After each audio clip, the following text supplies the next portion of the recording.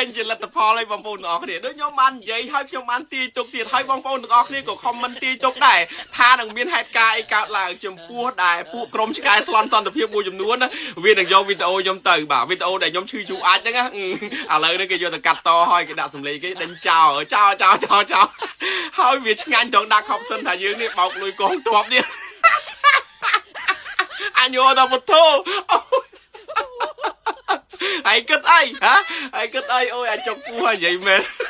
ហើយក៏មិនទៅសួរអាហ៊ីងមុនហៀងក៏មិនទៅសួរអាហ៊ុនម៉ានីអីនោះហើយមិនមកនិយាយរឿងអញនេះបោកលុយកងទ័ពវិញ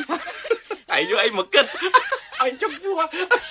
អាធឿនអាឆ្កែស្លន់សន្តិភាពចៃឆ្កែរបស់ហ៊ុនស៊ីណាត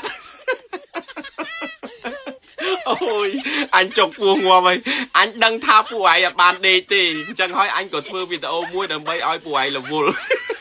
អញទាញទុកឲ្យបងប្អូនទាំងអស់នេះក៏ទាញដឹងដែរចឹង